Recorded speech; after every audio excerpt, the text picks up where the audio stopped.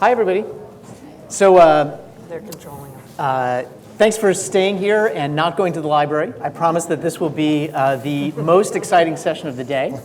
I will do whatever it takes to make this memorable. What we're going to do as a first gesture towards that noble objective of entertainment is we are going to dispense with opening statements. I'm not going to tell you anybody's bios. You can look them up. We are just going to plunge right into the conversation. So the topic here is privacy, big data, and the internet. And I'll just say, to betray already my own comment, maybe a few sentences to just situate the starting point for this conversation. So, broadly speaking, in today's dialogue, you can detect these two kind of broad central axes of conflict that animate the policy space around technology and the internet these days. One axis is the conflict between censorship and freedom of speech. The other axis is around surveillance and privacy. And broadly speaking, the debates that we've been having today fall along one of those two axes. Going down one level, there are two sort of like animating themes that define the nature and the scope of the fights that are taking place on those issues. One is the fact that we've got a cross-border global network in a world where rulemaking still happens as a function of territorially bounded national governments. The nation states make the rules, the internet blitzes across them, and that creates one of the fundamental tensions that lies underneath these debates. The second one is that the rule makers are governments, but the owners and operators of the infrastructure are private sector actors. So we have often, though not always, democratic mechanisms by which the rules are determined, but the actors that actually control the communications and the flows of information that are in question are privately held and often cross-border, subject to the jurisdiction of many national actors, in the case of our largest corporations. So these then are the two great axes of conflict, the two great complicating forces that make this interesting. And the particular focus that we're going to apply in this panel is around the implications of the dramatically cheaper computing resources that we often call cloud computing that benefit from the often oversimplified and misunderstood but nevertheless quite powerful Moore's Law, which means that computing gets cheaper and faster every year. And that gives us big data. So big data is data that is so numerous in its volume, so varied in its form types and file types, and so speedy in the analytics that can be performed on it, that it goes way beyond the capacity of any single database and requires the kinds of massive computing infrastructures that Amazon, Google, Microsoft, and other companies are now in the business of providing. So that's the big data part of it.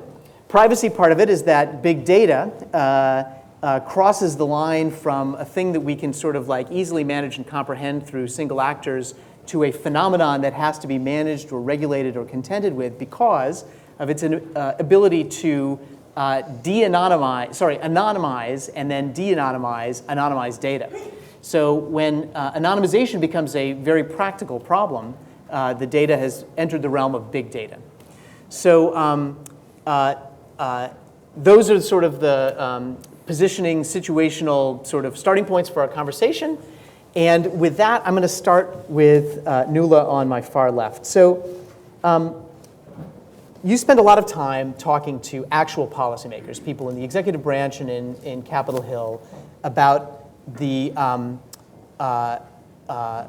balances that surround privacy as an issue. Your organization, CDT, has traditionally been a sort of convening point for policymaking with a public interest orientation, but a practical sensibility. Your own background spans public interest organizations, government, and the private sector. So you're the perfect person to start us off on the conversation. What are you talking to policymakers about right now in the privacy area, as it relates to big data anyway? What are the possibilities for legislative and other kinds of action? Is any needed? Where is the conversation in DC? That's about 6 questions. be here. You already sent out a paper on this panel. That covered all of the ground that we're going to cover today. And I was reading at the obituary section of the New York Times. I love the fact that I'm here in New York reading a paper copy of the New York Times. I haven't read it on paper in how many years. Number one, I want to note that CDT was mentioned in the editorial page today. I'm very proud of this. Thank you very much for our work on cybersecurity and national security.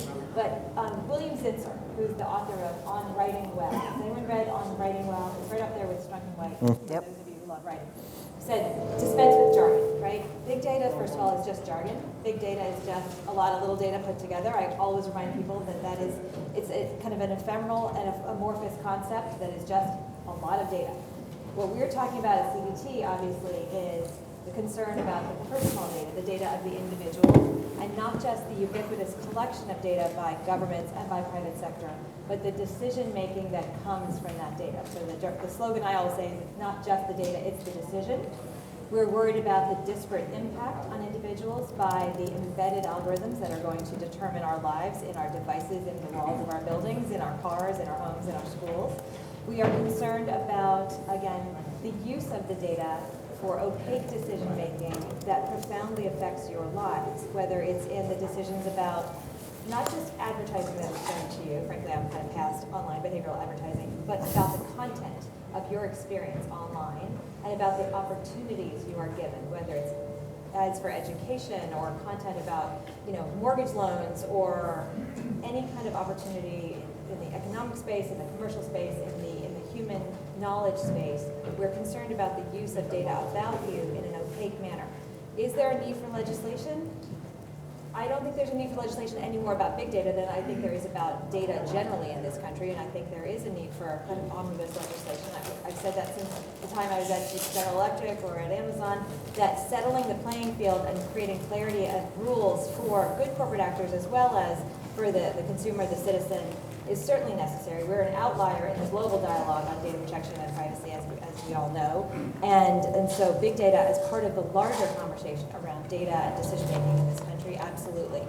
But I think people get caught up with the jargon big data like they did eGov or Y2K or whatever the hot thing was all the years we've been working in the internet space. I think it's more about the affect and the effect on the individual in the years. All right, so let me ask you about, let me press you on two things. So CDT, as I understand it, has advanced for years now a position that the US could use baseline privacy legislation that would cut across all sectors, all collections of data, all uses of data. Is that still true? That's still true. So the US traditionally has had these kind of like siloed laws, right? Specific sectoral laws, right? So specific laws that apply to financial data, educational data.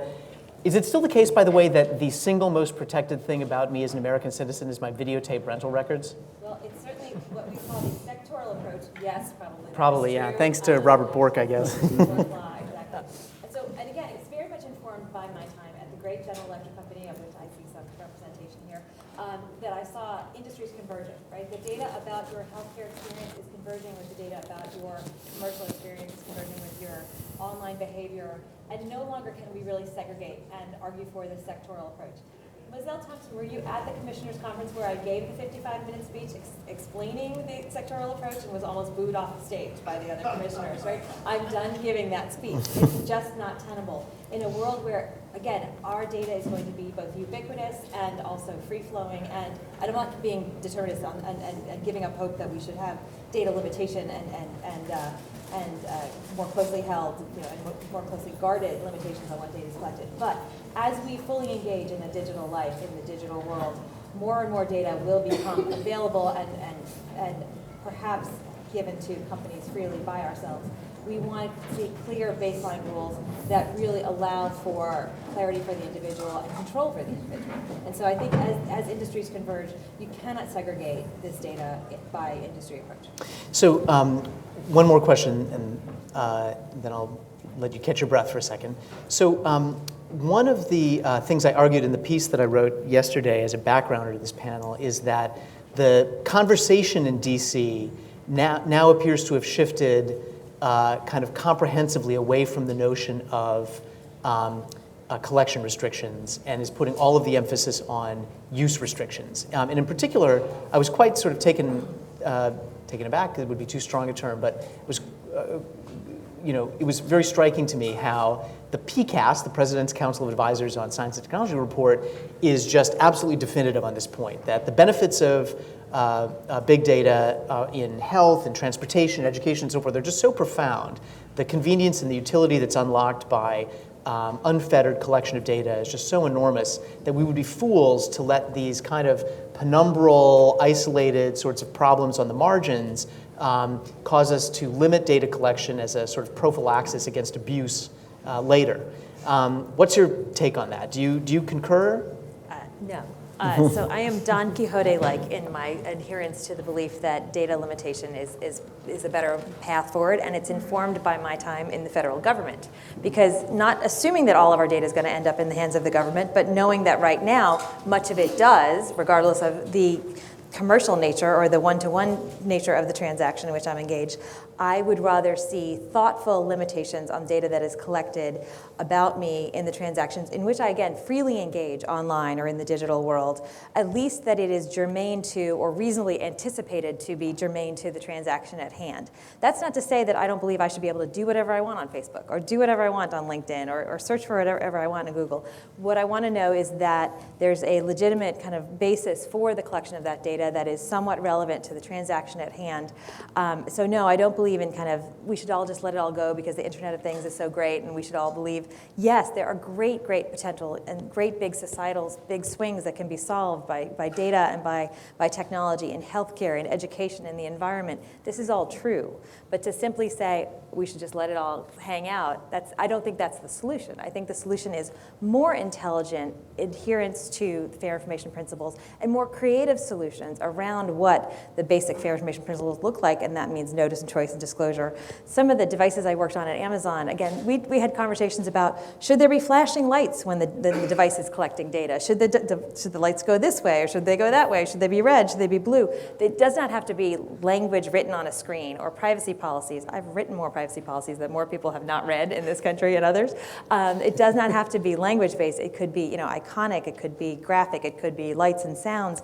But there are ways to let people know that data is being collected about them. And that the onus is on the great technology companies that are creating these devices and new technologies to help create an ecosystem where the individual is aware of the transaction that is happening, the data that is being collected, and can engage in and choose to engage in that world when they want to. So Matthew, let me turn to you next. I've been getting familiar with your work over the last couple of weeks since you agreed to do this panel. And it's super interesting. You're a historian of science and technology, and you've been writing about some pretty lengthy time periods, actually, in the history of surveillance and the history of computing. One of the things that struck me about the kind of the unfolding nature of the debate in DC, and in Europe right now too, is that there are these little discussed, but I think very significant kind of historical narratives that seem to underpin a lot of the current arguments about privacy. So in Europe, of course, this is quite obvious, the history of communist regimes in Eastern Europe and the Stasi, for example, in East Germany, and their kind of meticulous record keeping of the most intimate details of people's lives, the creation of literal dossiers that often sound analogous to many Germans, at least, to the kinds of profiles that online advertising companies, search engines, social networks, and so forth compile about their users. That seems to power part of the debate.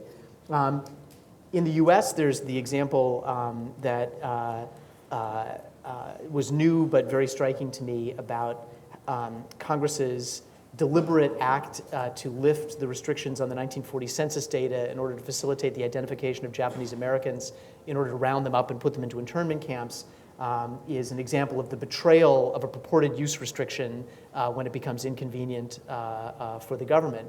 And so it's fascinating to me that there are these sort of like historical antecedents that we either forget, ignore, or in some cases I think maybe overread when applying them to the current potential of big data, the kinds of restrictions and limitations that might be applied to data collection and use.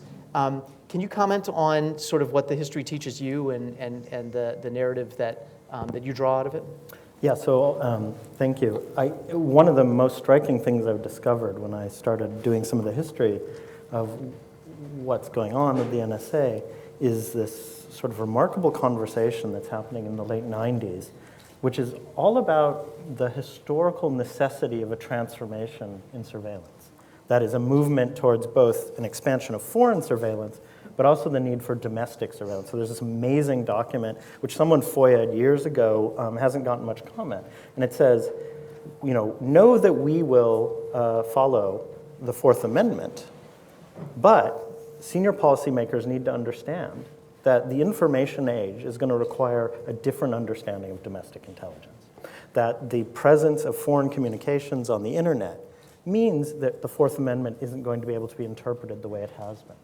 And what I discovered is that this was part of a much larger discussion among a variety of people, mostly in DC, but also Rand, Stanford, and elsewhere, which was about, it's what historians call technological determinism. The technology was demanding policy choices. And one of those policy choices was going to have to be domestic surveillance. And this conversation, it was quite striking because it even said we're going to be living in a post-Westphalian age. We were just talking about the Westphalian order. But it was explicit that we no longer could have convenient divides between law enforcement and foreign intelligence, that we necessarily are going to have this, and privacy was going to have to go with it. And so I think historical narratives of the necessity of change are rather important. We find a simpler one in that kind of overdetermined accounts of privacy that Mark Zuckerberg and others have often given, that undergird, not only is it that we would be losing out by restricting data, but we'd simply be working against a flood. And so I think what's really important is to acknowledge the power of these kind of narratives and then ask, where are they deceiving us about real policy choices? What sort of conflations are they making? And often the conflations are ones that are central to this conversation. Conflations around things that worked well in an earlier telecommunications domain and then get expanded to another. So for example, the idea of moving from,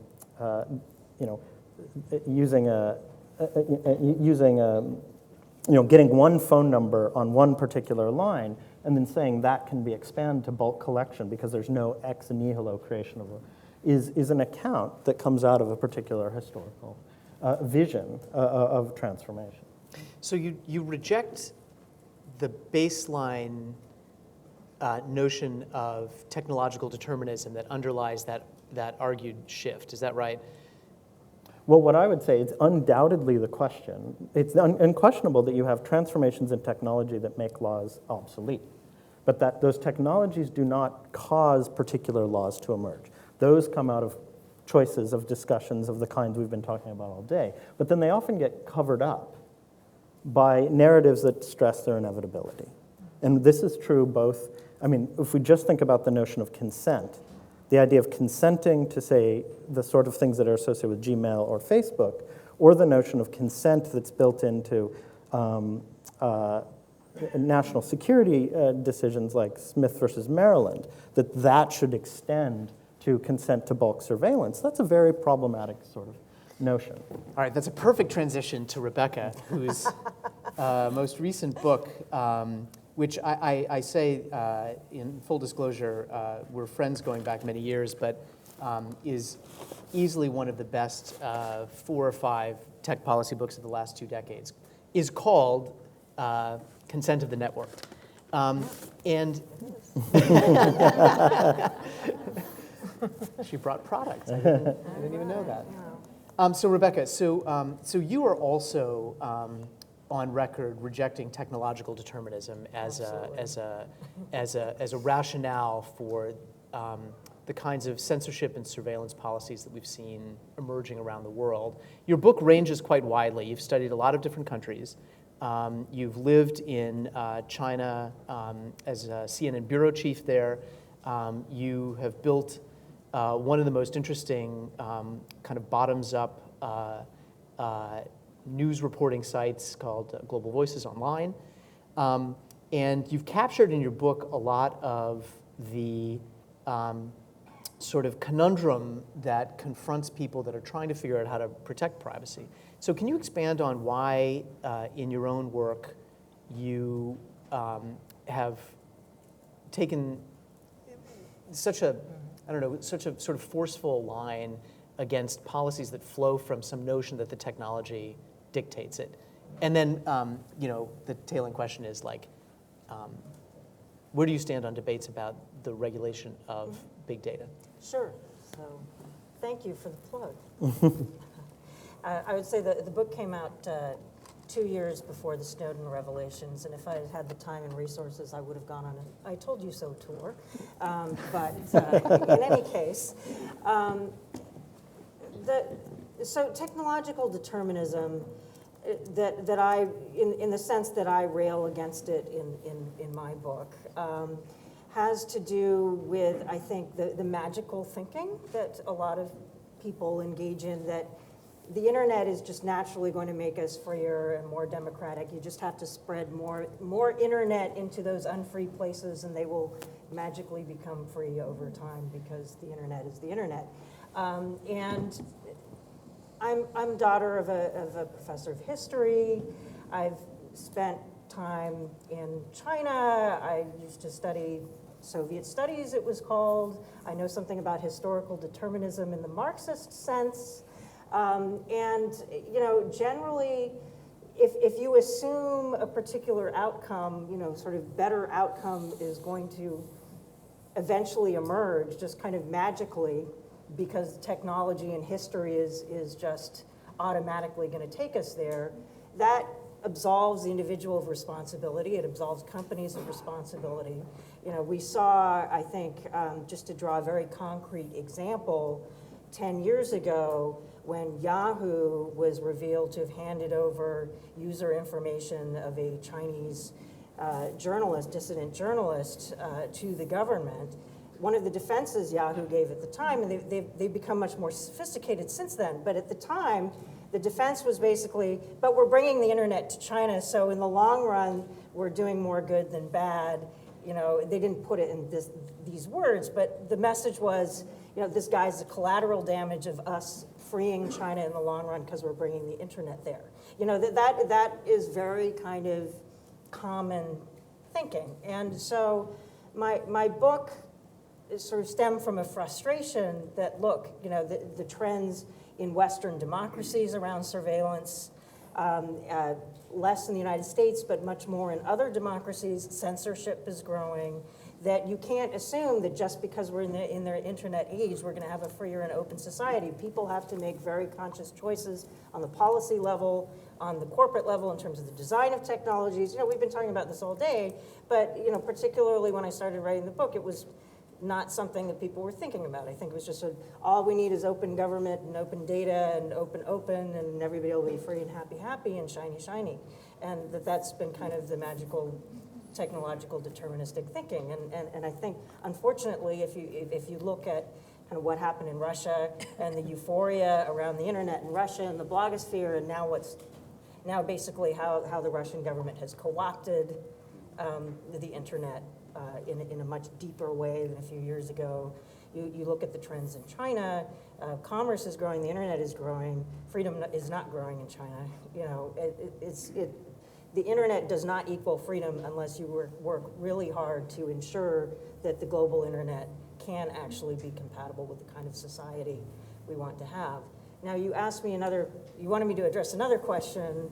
I think it was about, so bringing the arguments of your book into a debate about big data and privacy, post-Snowden sort of like revelations and about the extension privacy of as surveillance. well. I actually want to riff on something that Brad Smith said earlier when he said, perhaps we need to reframe this. Is the problem we're trying to solve for privacy or is it trust? And the problem is people are feeling betrayed. They're feeling betrayed by their governments, so they're feeling betrayed by companies that sell their stuff to other companies without them understanding what's happening. They feel betrayed by companies that hand their stuff over to governments. There's just a complete lack of trust. And if we want this global network to have value, we do need to find ways to restore trust. And governments obviously have a responsibility to do that if they want this network to be of value, you know, for the reasons governments are supposed to exist. And and companies, if they want this network to be of value for them commercially, have an obligation to proactively disclose, you know, be transparent about what you're collecting, be honest with your users. You know, companies are starting to be more transparent about government requests, issuing transparency reports. You know, but with commercial data collection or how they're enforcing their terms of service, the transparency is absolutely awful. What's being sold to third parties, what's being collected from third parties. And I've got a project right now where we're beginning in the fall going to produce our first kind of ranking of a number of companies where we're going to be comparing companies' policies and practices, not only in how they're handling surveillance demands and kind of human rights challenges in the classic sense, but are they being honest and transparent with their users about what they're collecting, what they're sharing with whom, and so on? And do they have, you know, decent security practices, and are they kind of showing any proof of that? And this is basic stuff that companies, you know, even the kind of easiest low-hanging fruit, the things that companies could do to help to ensure there's a baseline of trust in this network, they're not doing. And unfortunately, we're all going to pay the price over time. And governments, of course, are also not living up to responsibilities in terms of abusing the network for surveillance purposes, kind of short term. We have a problem that, you know, you talk about the decline of the Westphalian system. You know, you have governments setting up policies and practices that might make sense within the context of the one nation state, but of course what they're doing affects users all over the world, and those people have no say in what that government is doing. And you know, we don't have mechanisms to ensure, you know, human rights impact assessments for the global internet of a policy of a particular government, and we need to start figuring out how to do that. We need to figure out the right mechanisms for accountability, the right mechanisms for risk assessment that will actually enable the global network to be something that people can trust. And we're not doing a good job. All right, Mike Nelson, your first job in politics was working for a kind of obscure Tennessee senator who had a seat, and I think eventually a subcommittee chairmanship on science and technology. You were intimately involved in the legislation that gave rise to the commercial internet as we now know it. You followed him into the White House. You worked at IBM, you've worked at Microsoft. You're now at a sort of upstart internet infrastructure company. But so you've been on both different sides of the corporate government divide. You've got roots going back to the days of, you know, when the internet was BitNet and NSFNet and ARPANET and TimeNet. It wasn't really the network that we know now. So let me ask you sort of two questions. One is, are you surprised by kind of like where we've ended up? You know, having sort of worked on it for that long, that, you know, in 2015, the big debates are about kind of mass scale surveillance of huge numbers of people in very intimate ways. And the internet now being sort of at least as much a suspect force for manipulation and narrative telling as it is for free speech and kind of human empowerment. That's question number one. And question number two is, can you take us down into the debate in DC right now, sort of where I started with Nuala, which is like, sort of what conversations are you having around big data? What actually seems feasible?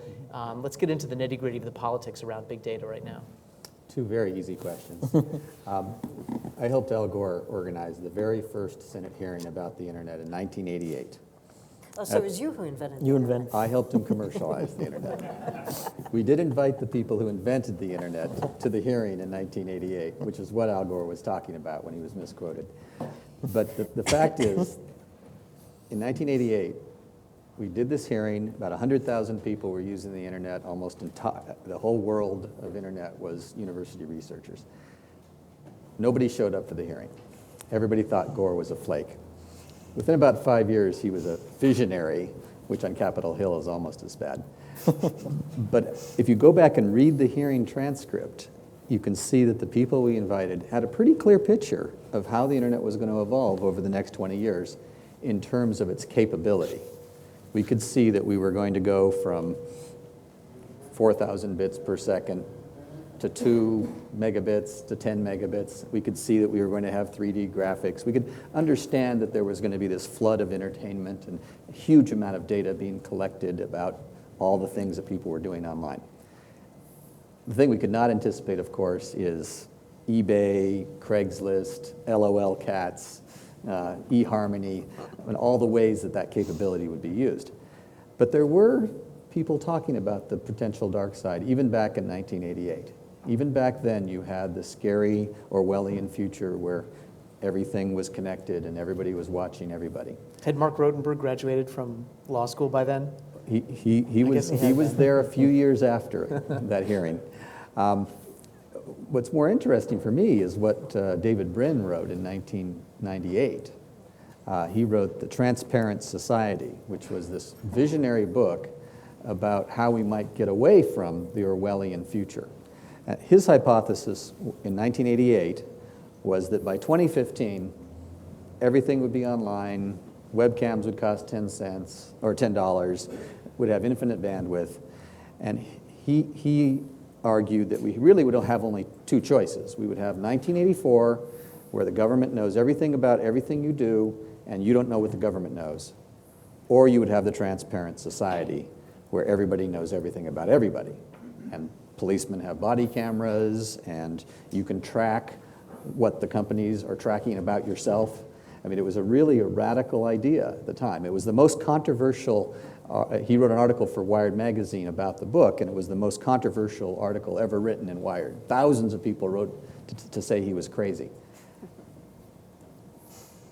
I think that's partly where we're headed. And if we make the right choices, particularly about freedom of information and about forcing governments to be more transparent, ensuring that companies have a virtuous cycle that leads to more competition to be more transparent, I think we can actually get to a world where people have a sense that they know what data is being collected about them, they actually have more access to it so they can use their own data for all sorts of reasons, and they can know how it's being used. Give me one trend, one thing that would make me think that's going to happen.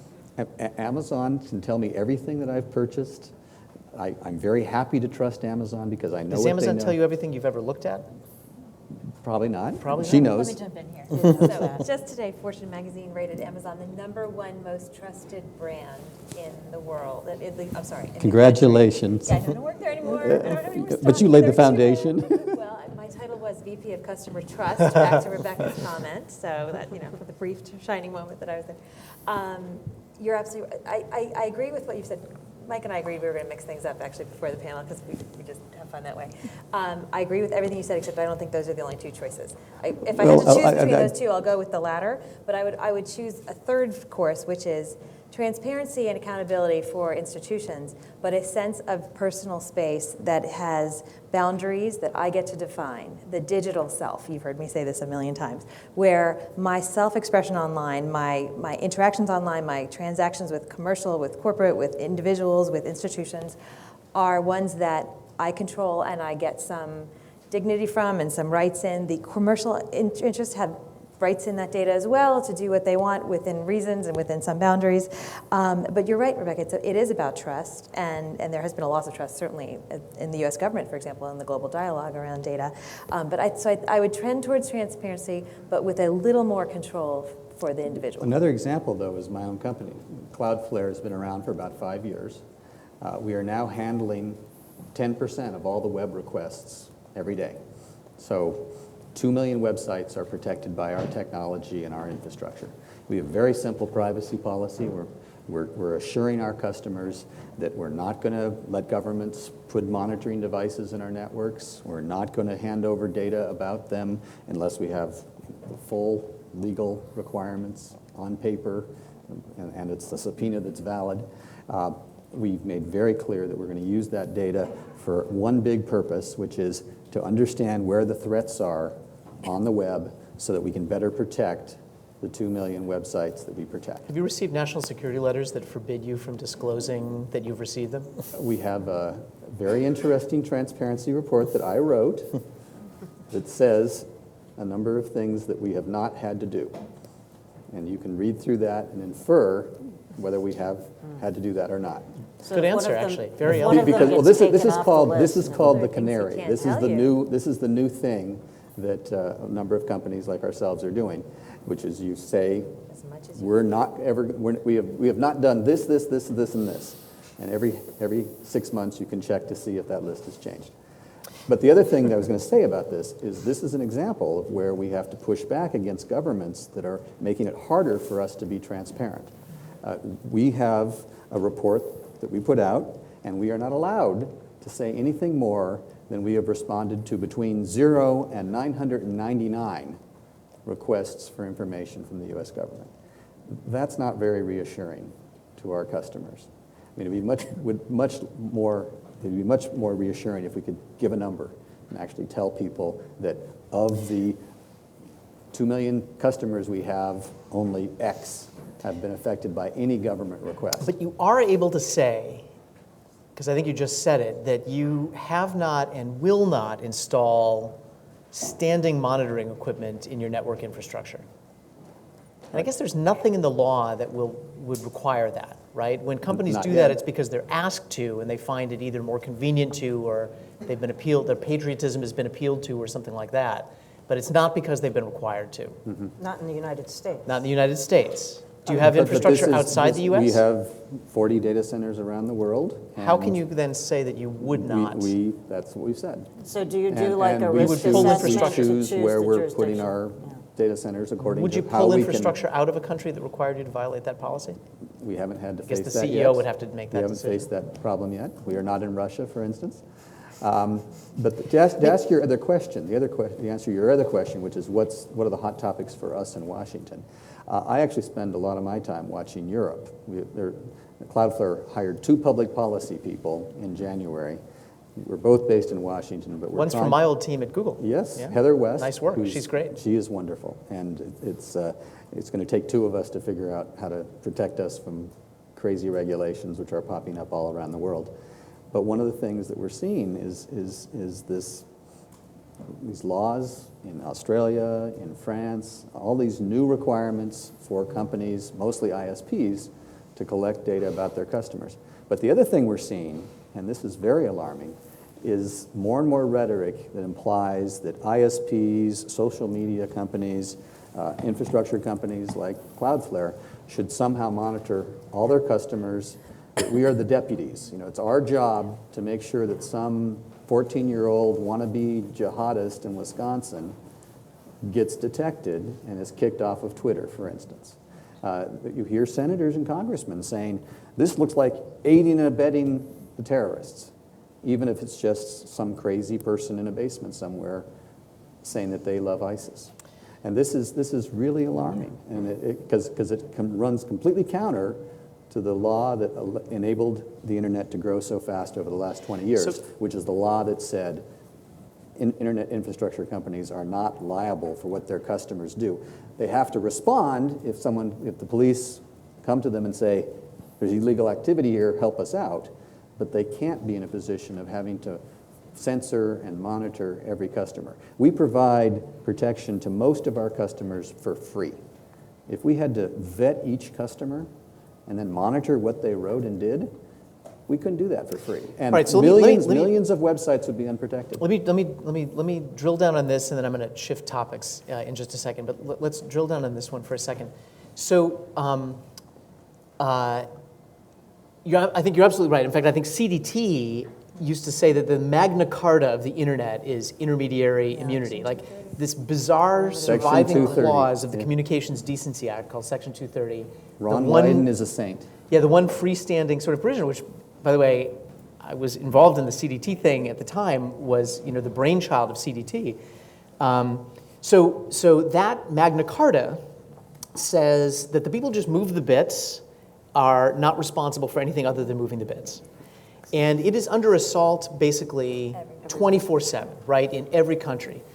Even in the U.S., where I noticed in one of the ICANN-related hearings Yes. last week that the kind of usual cohort of copyright maximalists and IP extremists, have descended upon ICANN, as they always, or do every couple of years, to say you need to be taking action through the domain name system to prevent, fraud, copyright infringement, counterfeiting, and so forth.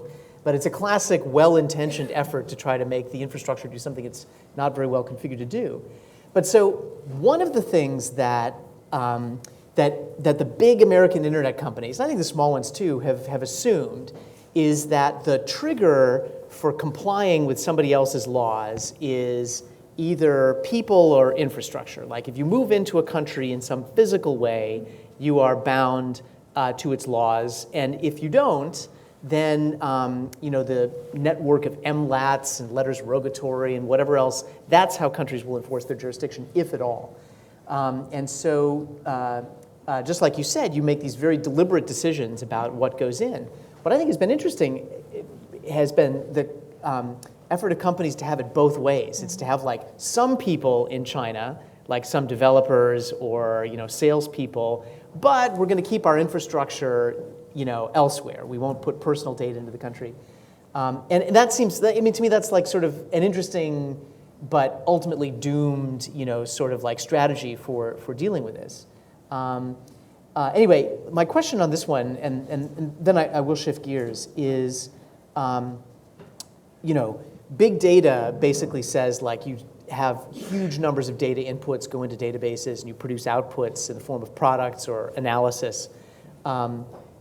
Is it the case that in this sort of globally interconnected world, we can draw those kinds of fine distinctions based on physical location, based on geography, based on infrastructure that will allow the regulation of data being collected, or is it essentially hopeless because whatever effort the U.S. government makes to regulate, there's always going to be an Argentina-based company with no infrastructure anywhere else that will just do the thing that we would not like to see? It's going to be very hard to track where a particular customer is coming from, particularly with people being so mobile, generating data in 5 countries in 4 days. It's very hard to see how you apply different privacy regimes to each place they go. And it's, so if you're and counseling it's really, I think, going to be hard. We have one of the things you didn't mention in your introduction is the fundamental collision between the bonanza of big data and the 35-year-old OECD privacy principles that say data will be collected for one purpose and used only for one purpose. The bonanza of big data is predicated on the fact that you're going to find some other way to put data together in a totally unexpected way that's going to have a huge benefit for the customer. I don't like the term big data, by the way. The term should be BIF-MUD, big, fast, fat, messy, unstructured, distributed data. That's what's new. Good luck with that branding. I've been trying for 2 years. See if you get anywhere But the with that. last point is the key one, is the distributed. I mean, that's what's really different about big data. And having data coming from 7 different countries, or in our case, 25 different countries, pulling that data together and creating a database that we can use to protect 2 million websites more effectively is going to be very hard if we have laws that say German data stays in Germany, Argentine data stays in Argentina, or if there are different privacy regimes and different rights and responsibilities that we have to meet in each place. So Nuala or Rebecca, when you counsel policymakers and they're asking you, like, what do you tell them? So they're confronting this landscape where basically the sort of prevailing wisdom, and it seems to be the reality, is your efforts to try to control this are going to be unavailing, even if you do it, in your own legislation, it being, let's say, collection restrictions or something like that. You're not, as a practical matter, actually going to be able to control what is happening to your citizens online. Like, what do you tell them? You want to start? Because perspective. You don't say that out loud to them, right? They're going to kick you out of their offices. I'm the short-term pessimist and the long-term optimist on this, right? This has been a dialogue that's been happening since there was a data protection directive, since there were the OECD principles. We will move towards a world of global interoperable standards eventually, after we try everything else and get it wrong, right? So, and Rebecca waved at me and said trade agreements, and you're absolutely right. I mean, someone said to me terrifyingly the other day, all this great work you're doing in data protection laws and trying to create harmonization and accords between different regions can be wiped out with one pen, in a trade agreement, which was a lovely and charming thought from a trade negotiator. We will get there, and in the meantime, the companies will race ahead and do what they want, right? And frankly, are innovating and creating, cross-border data flows, and the regulators will struggle to catch up. But they will get there eventually, and in the meantime, right now Europe is setting the standard for what global companies are doing, and companies that are doing business in multi-jurisdictions will go to good ones will go to the highest standard and protect everyone to that level, because it's easier for one system to set one set of boundaries and standards. So I do think the U.S. needs to catch up and simplify, frankly. So our counsel to U.S. lawmakers is a simpler, cohesive standard will be not only easier to sell globally, but will create certainty in the market for U.S.-based multinationals. And to add to that, I mean, part of the problem with policymaking and lawmaking, in most of the developed world anyway, is that people are solving for a specific problem in their jurisdiction. That their constituencies are demanding them to solve, and solving for that, rather than thinking about how is this affecting kind of globally, what are the long-term impacts, how does this interconnect with other issues, how might it contradict other policies, et cetera, which is why I think actually the work of the Commission and work of sort of various global efforts of different kinds to try and set norms and standards for policymaking are so important, because lawmakers and policymakers need somebody to say, look, you need to kind of step above whatever the immediate problem for your jurisdiction is, and you really have to do an impact assessment on kind of what this means for other things that not only your constituents, but if this is an internet policymaking issue, how this is going to affect internet users globally. You actually need to do an impact assessment. And Carolina Rossini, I don't know if she's in the room, from Public Knowledge was talking about how there's an effort to develop sort of impact assessment processes for national level policymaking so that it doesn't mess up the kind of global internet in the process, so you can have sort of more principled coordination, or when you're thinking through, okay, is this trade agreement actually going to increase intermediary liability, which is going to make it even harder for companies to actually defend their users' rights, right? But that's what's happening. On intermediary liability, I want to point people to one particular resource. There's something called the Manila Principles on Intermediary Liability that was just released, I guess it was in March, and Brett there from Access kind of helped provide a platform for this, but a group of NGOs from all around the world and legal scholars, and I think CDT was involved, and many others came together and put together a set of principles for intermediary liability and limiting intermediary liability in order to ensure that policymaking around intermediaries is consistent with human rights principles. And so the idea is to provide some guidelines to policymakers that, okay, if you're setting these policies affecting internet intermediaries, here's some things you want to keep in mind if you don't want to mess up the thing for everybody around the world, assuming you care about human rights around the world, which if you're in a democratic legislature, you have to at least pretend to do, right? So there's the 13 principles on surveillance, otherwise known as the necessary and proportionate principles, that are also trying to kind of set human rights compatible norms for democratic governments that are trying to balance law enforcement, national security needs, with how do we respect human rights on the internet and enable companies to respect human rights on the internet. But it's very hard to get lawmakers, policymakers to pay attention to. So I really like that document too, because it's an attempt to be principled and pragmatic at the same time, Yeah. which I think is very cool. All right, I want to shift gears, hit one more topic, and then we'll see if anybody in the crowd wants to wade in. And I'm going to start with you, Matthew. So one of the, and this is kind of stepping back just a little bit. One of the great anxieties that you hear articulated about the age of big data and the surveillance, processing, profiling, so forth that it makes possible, is the idea that we are killing off the kind of zone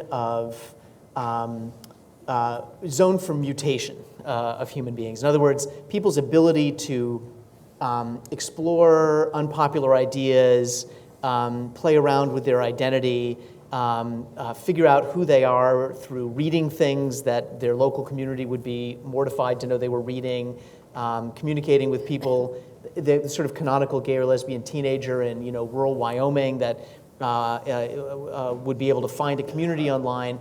But in an era of pervasive surveillance, or the fear of it anyway, and the kind of like data gathering, storage, and analytic capabilities that big data makes possible, that people will be reluctant to do that, and we'll have this kind of like increasing conformity even online, which was supposed to be kind of, and has been a place where you can find niche communities and explore ideas that are disfavored in your immediate geographic locale.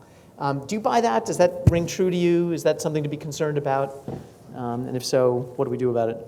I mean, I think one of the challenges there is that a lot of the promise that the sort of analytic technologies associated with big data are precisely to allow people to be in the tiny part of the tail. That is, to provide the conditions under which something like a recommender engine might give you a false positive, but might have recognized a little bit of signal that suggests things that are resources for you. That is, that it provides the opportunity to look at people outside the sort of normal social categories. And the Obama administration claimed to do this in the last presidential campaign. We're not slicing and dicing according to sociology. And so there's an argument that these technologies are precisely enabling of certain kinds of an autonomous self. And I think those are important. The problem is when those technologies are coupled to pervasive surveillance of various kinds, that it excludes precisely that kind of autonomous activity. So the question then becomes, under what conditions, perhaps we're not thinking of it right as being sort of, pervasive data collection versus privacy, but rather that axis is entirely wrong. That we need to think a little bit more about the conditions under which that collection is happening, such that it could enable greater amounts of autonomy rather than disable. And that's a collection issue, not a use issue? It's going to be both, because, I mean, I think the collection-use dichotomy is one where that's going to keep changing, because what data is relevant now it's a changing threshold as our algorithmic sophistication. This is where technology is going to be really important in the next 3 to 5 years, because we're laying down this global identity infrastructure. And if you want to have a real nightmare scenario, it's where everybody has one biometrically enabled identity, and everything you do is linked to that. India is now in the process of deploying biometric IDs to every person in India. They're up to 300 million. I think they're going to be 600 million by the end of the year. And a lot of people think they're doing it the wrong way, because they are trying to make sure that this will be used for almost everything you do. That's not necessary, but certainly governments and companies can find benefits to having that. And so this is an issue that's not getting enough attention. In the US, we've been debating what identity should look like for about 5 or 6 years. There's something called NSTIC, National Strategy for Trusted Identity. They really haven't figured this out. They haven't figured out how to give people better identity so we can get rid of some of the identity theft, while at the same time leaving this space for the activities that people want to keep truly private. Well, and then China's rolled out the development of a rating system for citizens. So, Yes. And is basically, it's a dossier times a million in terms of, this is your rating based on everything you've done online and kind of all the data that's collected about you. It's like your Uber rating plus it's your everything. your political rating, your everything rating, and this is going to affect what schools you get into, what jobs you get, whether you get a passport, Still one of the kind of like ever interesting aspects of these issues is that the usual dichotomy of like dictatorships and authoritarian governments are over here and democracies are over there is constantly being subverted, right? We have all sorts of democracies with sort of different values and approaches. Still one of my favorite examples around privacy is, it was about 8 years ago, so this is kind of an old example, but the Korean government announced a package of privacy initiatives. They said this is going to be like our big privacy push to try to secure Koreans' privacy. One of them was we're going to require all Korean citizens to log on to social network sites using their real national ID numbers. Mm-hmm. And from an American perspective, that's completely insane. That's like, what are you thinking? And their argument was, well, this way people will not violate each other's privacy if their identity has to be known. And then it got hacked. Yeah, of course. I mean, it was a catastrophe after that. All right. But Facebook does the same thing now. If you opt into it. Facebook kicked my pseudonym off when I couldn't prove that I was who I said I was. So, time check, it is an hour into this panel. It's 4:45. We have 15 minutes to go. So let's open it to the floor. If anybody would like to jump into the conversation. I'm happy to keep motoring along, but let's see if there are some detours we should take. Moselle. No. Yes, Moselle. Ladies and gentlemen, Moselle Thompson. Just two things, one an observation and one is a question. The observation is, even the one thing that's not in this mix, we talk about trade, but we also talk about competition policy, which also has substantial impact to what the outcome of the data is going to be, and you're going to see that play a more important role in the future. That's one. That's the observation. The question is this. After 9/11 and Charlie Hebdo and everything else, I am struck by the fact that there's still not a vibrant public conversation in the US or in Europe or anywhere else about what public expectations should be about data. Do you think that's ever going to come, and what will it take? All right, who wants to tackle that? Nuala. You don't think there's a vibrant conversation? Come on, gonna you and I say. alone make it a vibrant conversation, Moselle. Come on. I'm so glad you asked that question because first I wanted to respond a little bit to the last question as well about post-Snowden, post-9/11 surveillance. And there actually is evidence. We've been very lucky to do some work with the Pew Internet Life research team. And although the numbers are not staggering, people were somewhat disappointed actually that it was something on the order of 18% of Americans had modified a search or used different words or not used a particular word online post-Snowden. That's a heck of a lot of people. 18% of the United States, It's only 50 million people. Math's not my strong suit, but I think it's a big number. And so I would say there is a real effect. And I would also say, this is where I get to pontificate on my bifurcation between corporate data collection and government data collection. The government can put me in jail. The government can deprive me of rights and liberties. There is a difference to the government collecting the data than to a company with which I do business and have chosen to do business. I still call on them to have a high standard for transparency and accountability and a free-flowing dialogue about who I am and what I know. We didn't fully answer the question about Amazon. Hold on, though. How does that dichotomy matter if the government can get the data from the corporations? And that's the fight that we are fighting at CDT right now, right? Which is to keep those data sets separate without, very stringent due process and a law enforcement predicate. I'm happy to say we got 338 votes on USA Freedom yesterday, so on to the Senate next week. But that's a step in the right direction. Not everything we wanted, but certainly a step in the right direction. I think there is a vibrant debate. I think there's increasingly a vibrant debate, and I think that much is made of the differences age-wise in this country about what young people do online, and they're all over the place and they give all this personal data. I think there actually are very high expectations among internet kind of what do we call the difference? Digital immigrants versus digital natives. I think that the use of ephemeral technologies, the use of self-exploding, self-destructing emails, and the use of more private circles of chat and communication show that people do want a safe space online. They do want their privacy. They want the technology to undergird that and to validate that desire. So I think we will continue this dialogue. But I also was just, as a personal note, I've become an ardent free speech person since I joined CDT, which is not what people expected, having worked in privacy my entire career. And I'm very, very concerned about not just the post-Charlie Hebdo world, but also the attacks on Sony, as frivolous as they seem to all of us, and as much fun as we had about the emails. This was an attack. It was fun, and probably more for you West Coast people who knew some of the people involved. But that was an attack on speech as well. My speech, my ability to go see a dumb movie in a movie theater at Christmas, that is my opportunity to exercise my free speech, the creator's speech as well. And to attack that is an attack on speech, and it is a form of terrorism. And I could go on and on about that as well. So, and Ms. let me argue with your first point. All right, Which Nuala is argues. just an observation. So you raised the question of competition enforcement, competition policy, and what I think is interesting in the big data world, right, is a couple of years ago, I think there was this assumption that Facebook, Google, and maybe a handful of other companies would run into competition flack for the amount of data that they were gathering. In other words, that they could be considered a dominant market actor on the by virtue of the amount, the thoroughness, the richness of the data that they have about individuals, that just nobody could compete. And in fact, to me, it's very interesting that, again, a couple years ago, there was this sense that Facebook has just nailed social. They're just the social utility, and anything that's going to be social is going to be built off of Facebook.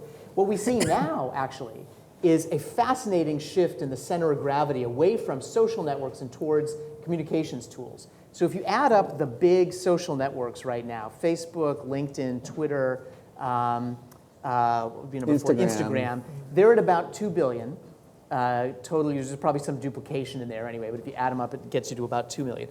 If you look at the big four communications, which are WeChat, WhatsApp, Facebook Messenger, Facebook company, and Skype, they're now, right about the middle of this year, will exceed the number of users of social networks. And they're building social graphs off of people's phone contacts, not plugging into the Facebook API. So there's a fully independent web of social graphs that are independent of Facebook. So anyway, this is one of those areas where I guess maybe we should be sort of concerned from a competition standpoint about whether the aggregation of power that comes along with the aggregation of data is going to suppress market competition. But I don't see it from where I sit. I mean, I make little mobile apps that sort of feed on one or the other of these things, and in no way do I fear Google or Facebook in that sense. The one area where maybe I do fear them is their ability to do ad targeting at a level of precision that's impossible to counter. But honestly, I'm not even too worried about that because there's evidence that so much ad effectiveness is coming from things other than ad targeting these days. But it's important, but it's not monolithically held in the hands of a couple of companies. But what's really interesting is to watch what's... about government barriers of entry, and you're seeing that around the world. Yes. Sure. Oh, now that's another Yes. competition point, right? The Yeah. use of policy as a trade barrier. Data protectionism. Yes. But Okay, I think all right, so I can't argue with that. We need to look at what's being said in Europe. I mean, I spent a lot of my time looking at what's happening there, and we do see some really dumb ideas coming out of Europe. One of them being the data tax, which is still floating around. I see Andy Wyckoff nodding his head. Apparently it sounds better in French than it does in English. Everything sounds better. There's also something called the right to the silence of the chips, which is the right to somehow know that your little sensor in your tennis shoe or on your sweater is disabled. There has to be a way to make sure that every single thing in the Internet of Things can be disabled by the consumer. But I think the most worrisome thing, and we saw this in some of the internal memos that got leaked in Brussels in February and March as they were laying the foundation for their digital single market strategy. If you read some of these memos, there was this refrain of, we are about to be victims of American companies. We are going to be totally dependent upon all these platforms. They had a list of, I think, was it 16? Or I think it was 36 companies. Only Spotify was European. All these companies that European consumers were dependent upon. And I see this growing sense of us versus them. There was just a big conference called DLD, which is run by the Burda Media conglomerate that does a version here in New York. And there was a Bavarian state minister that got up and gave this like painfully humorless sort of speech about, and the fundamental message was, we do not accept American dominance. We do things different in Europe. We are willing to forego claimed, but we think ephemeral benefits of unfettered data collection. And if you want to do business in Europe, you're going to have to learn to do it our way. I actually am pretty sympathetic to that, I got to say, tonally. As a practical matter, the way that it plays out, I think is pretty troubling. That's more German. That's more German than the rest of Europe, because what you have is you've got the German commissioner, Mr. Oettinger, who says that, and then you've got the Estonian vice president who also deals with these issues, who's talking saying totally something else. different. That's right. David Kirkpatrick. Thanks. And I stepped out for a minute. If this came up, I apologize. I doubt if it did, though.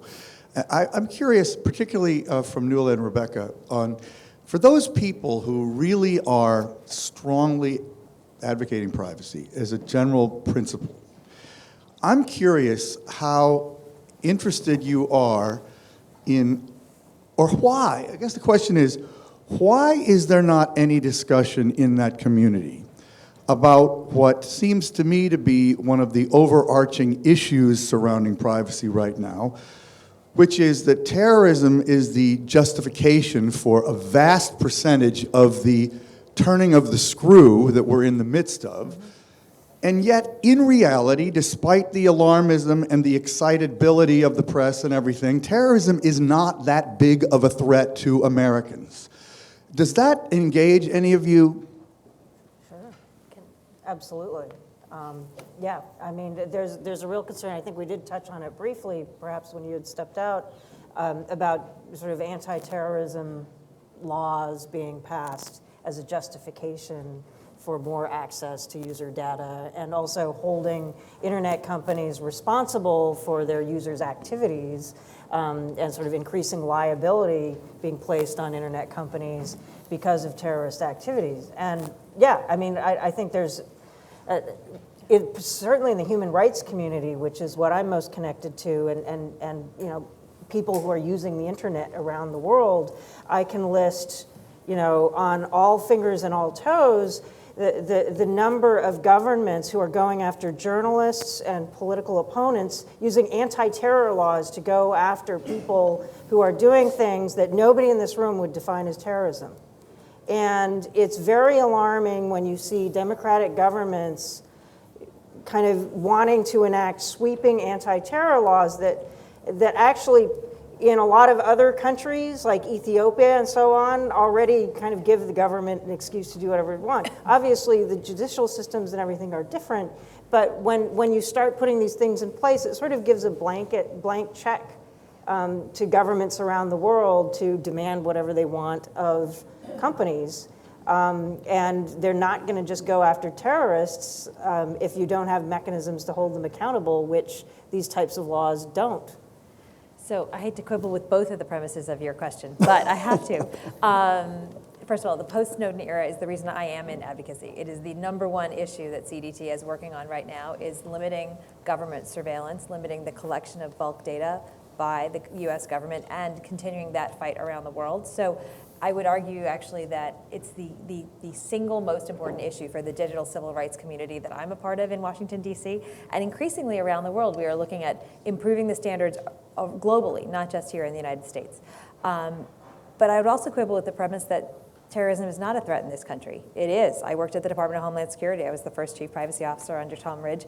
There are people who want to kill us. I said that in my speech at Tech Prom a year ago, and people were shocked that anybody in advocacy would both admit that and then also say, and that alone is not enough, actually, to engage in the bulk surveillance of our citizens. The programs that are in place have not been proven effective. It's sloppy law enforcement. It's lazy national security systems. Simply because the technology exists to do it doesn't mean we should. It means we should try to keep our citizens safe. I do want my children to grow up in a safe world, but I do not want them to grow up in a world where all of their thoughts are shared with the federal government.